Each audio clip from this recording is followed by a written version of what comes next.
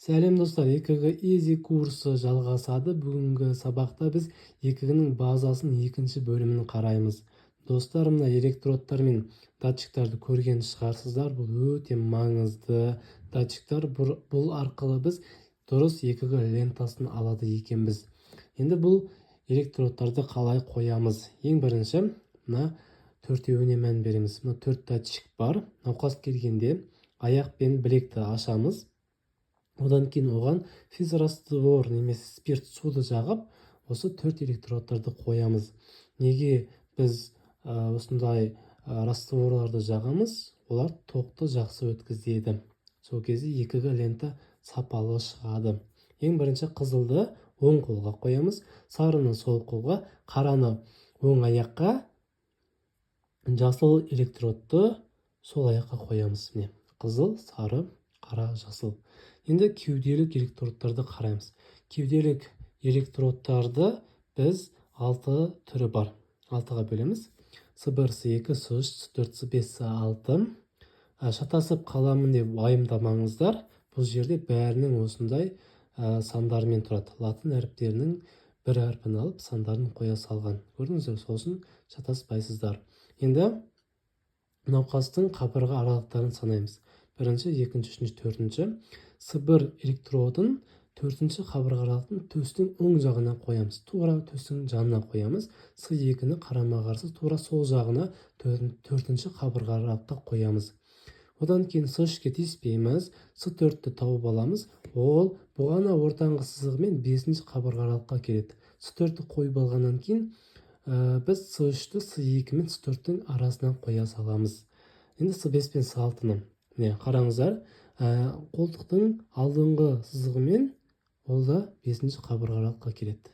Көрдіңіздер, С5-ті қоямыз, С6 қолтықтың ортаңғы сызығымен С6-ны 5-ші қабырға аралыққа қоямыз. Қайтадан қайталаймын. 4-ші қабырға аралыққа С1-ді, оған қарама-қарсы С2-ні, сосын С4-ті 5-ші қабырға аралыққа бұған ортаңғы сызығымен қоямыз. Сосын С2 мен С4-тің арасына С3-ті қойып аламыз. Одан кейін С5-ті, С6-ны осы қолтық асты ортаңғы сызықтарымен қоямыз. Ол да 5-ші қабырға аралыққа келеді. Міне осылай қойып аламыз. Енді бұлардың бәрі жүректі жан-жақтан қарайтын Эйнховен шприцін шығарып береді. Эйнховен шприцін шығару үшін мына біз 3 электродтың бағытын қосамыз. Қызыл, сары, жасыл. Көрдіңіздер, үшеуін қосамыз. Қараны ешін қоспаймыз, өйткені ол тоқты кіргізіп, қайтадан шығарып жіберу үшін керек.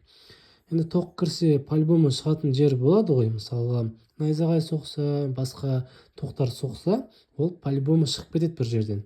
Тура сондай қызметті ол осы қара электрод жұмысын атқарады екен. Келесі Эйнховен шприц шығады. Эйнховен шприцында ең бірінші мынаған мән береміз. Қараңыздар, теріс шприц шығады. Теріс шприцтің үстінде бірінші, екінші, үшінші негізгі отведениялар шығады. Негізгі отведениялар шығады. Көрдіңіздер, бірінші, екінші, үшінші. Осы шприцтің ең төбесінде бірінші, оның оң жағында екінші, сол жағында үшінші шығады. Осылай міне, енді бұлардың бәрі жүректі жан-жақтан қарап тұрған снайперлер деп айтсақ болады. Бірінші отведение ол жүректі үстінен қарайды, екінші отведение жүректі оң жағынан, үшінші отведение сол жағынан қарайды. Енді осы кезде күшейтпелі күшейткіш отведениялар шығады осы кезде. Енді осы үшеуін қосқан кезде АВР, АВЛ, АВФ деген шығады. Ол да жүректі жан-жақтан қарайтын снайперлер деп айтсақ болады. АВР айтып тұр, right, оң жақты білдіреді. АВЛ сол жақ, АВФ ол foot, аяқты дегенді білдіреді. Көрдіңіздер ғой? Міне, АВФ жүректің астын қарайды, АВР жүректің оң жағын, АВЛ жүректің сол жағын қарайды. Көрдіңіздер ғой, достар? Осылай. Енді С1, С2 ол жүректің міне алдыңғы оң жағын қарап тұр. С3, С4 жүректің оң жағын, міне қарынша аралық перегородканы қарайды. Яғни, осы жерде бір патология болса, С1 мен С2-де бір өзгеріс болады деген сөз. С5 пен С6 жүректің тоже сол жағын қарап береді екен. Мысалы, гипертрофия болып кетті. Мына жақта жүрек мысалы үлкен болып кетті. сол жақ қарыншасы.